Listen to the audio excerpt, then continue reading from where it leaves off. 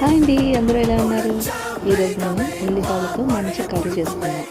ఇది ఉల్లిపాయల నెత్తలి కర్రీ అండి. చాలా రుచిగా ఉంటుంది. తప్పకుండా ట్రై చేయండి.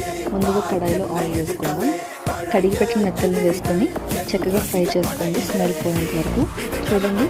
బాగా ఫ్రై అయిపోయి తీసేసుకుందాం. ఇది నేను ఉల్లిపాయలకి వెనకాల ఉల్లిపాయలు మాత్రం వేస్తున్నాను.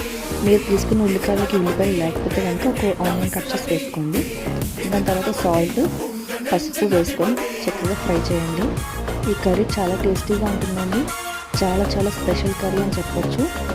తర్వాత మనం టమాటో వేసుకుందాం. ఒక టమాటో వేసి బాగా మగ్గించాలి. బాగా మగ్గిన తర్వాత ఉల్లికాయలు వేసుకోవాలి. చూడండి, ఉల్లికాయలన్నీ చిన్న చిన్న కట్ చేసుకున్నాము. ఉల్లికాయలన్నీ వేసి చక్కగా మగ్గించాలండి. ఇప్పుడు మూత పెట్టేసి మగ్గిద్దాం. ఈ కర్రీ మనకి రోటీతో కూడా చాలా బాగుంటుందండి. అండ్ రైస్తో అయితే చెప్పక్కర్లేదు, చాలా కమ్మగా ఉంటుంది. చూడండి, ఉల్లికాయలు మగ్గిపోయినాయి కదా. ఇప్పుడు మెత్తలు మనం వేయించి పెట్టుకున్నవి వేసుకుందాం. వేసుకొని నేను 1.5 స్పూన్ కారం వేస్తున్నాను. మీ కారం తగ్గట్టు వేసుకోండి. ఇప్పుడు మనం కొంచెం ఫ్రై చేసిన తర్వాత మగ్గించుకోవాలి.